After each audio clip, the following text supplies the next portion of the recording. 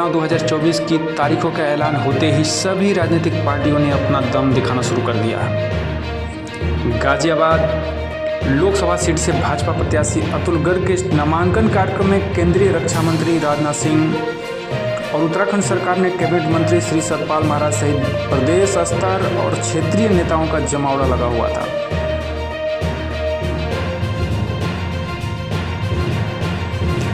गाजियाबाद के इस ऐतिहासिक रामलीला मैदान में चुनावी बिगुल बजाने के लिए अनेक नेताओं ने अपने अपने भाषण दिए। केंद्र सरकार की नीतियों और मोदी मंत्र को भुनाने में जुटे सभी नेतागणों ने 400 पार का नारा दिया और प्रत्याशी अतुल गर्ग के समर्थन में वोट मांगे।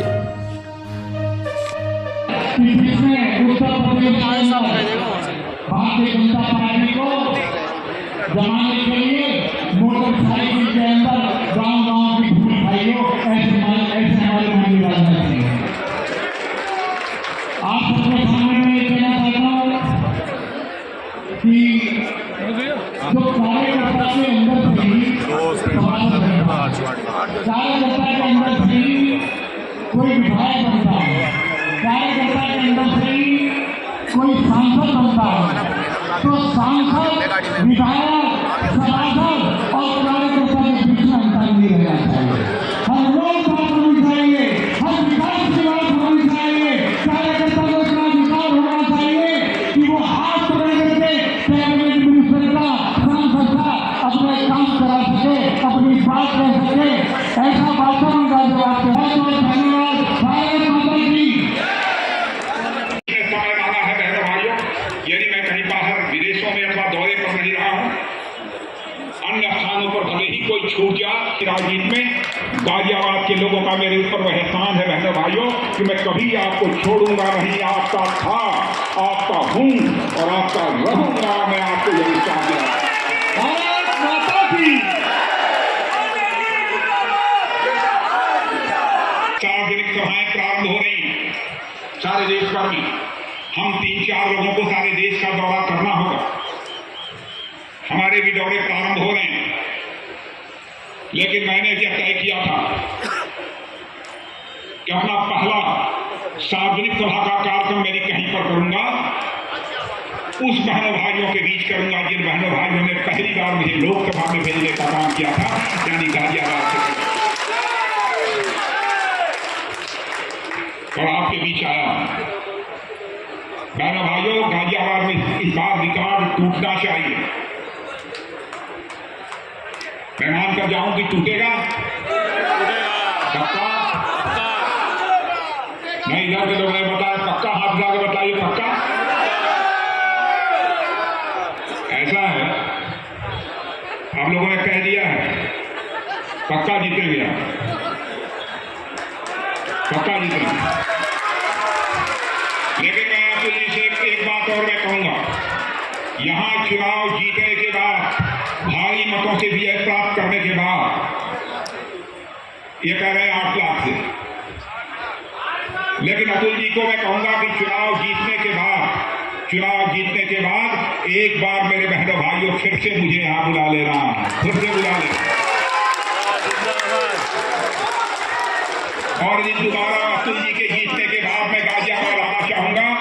ऐसी मोटी फूलों की हार पहनकर अपना स्वागत कराने के लिए नहीं आना चाहूंगा, बल्कि शीश झुकाकर अपने परिवार के लोगों के प्रति आभार व्यक्त करने के लिए यहां पर आना चाहूंगा। बहुत बड़ा विश्वास लेकर मैं यहां से जा रहा हूं और हमारी अखिल भारतीय स्तर पर जो सार्वजनिक सभाएं प्रारंभ हो रही हैं, यह हमारी पहली कर रही है तो भारतीय जनता पार्टी कर रही है। इसलिए मैं आप सबसे अपील करने यहां पर आया हूं कि मेरे बहनों भाइयों, इंडी अलायंस कई राजनीतिक पार्टियों ने फैसला किया हमारे विरोध के, राजनीतिक पार्टियों ने। अब हम लोग मिलजुल कर चुनाव लड़ेंगे। एक सूचना है यहाँ की मीडिया, तीनों जिला अध्यक्ष विधायकों का बहुत बहुत धन्यवाद। इतना शानदार कार्यक्रम के लिए मैं आग्रह करूंगा सतपाल जी महाराज से आए, हम सबको अपने आशीर्वचन दें और इस कार्यक्रम को समाप्ति के लिए दें। श्रीमान सतपाल महाराज जी देखो बैठे रहेंगे हमारा आशीर्वाद के लिए। परम सम्मानित श्री राजनाथ सिंह जी, रक्षा मंत्री भारत सरकार, सम्मानित श्री अतुल गर्ग जी, भाजपा प्रत्याशी लोकसभा क्षेत्र गाजियाबाद श्री अजीत पाल जी एमएलए, सुनील शर्मा जी मंत्री उत्तर प्रदेश, नंदकिशोर गुर्जर जी विधायक जी, धर्मेश तोमर जी, संदीप शर्मा जी, सुनीता दयाल जी, अनिल अग्रवाल जी, महंत नारायण गिरी जी, रेखा चौधरी जी, त्रिलोक त्यागी जी, अमित त्यागी जी, सम्मानित मंच, उपस्थित जनसमूह और पत्रकार बंधुओं, हो गई है तीर पर्वत सी पिघलनी चाहिए। इस रामलीला मैदान से कोई गंगा निकलनी चाहिए। मेरे सीने में ना सही तो तेरे सीने में ही सही, कहीं भी आग लेकिन आग जलनी चाहिए। सिर्फ हंगामा करना मेरा मकसद नहीं, मेरी ये कोशिश है, ये सूरत बदलनी चाहिए।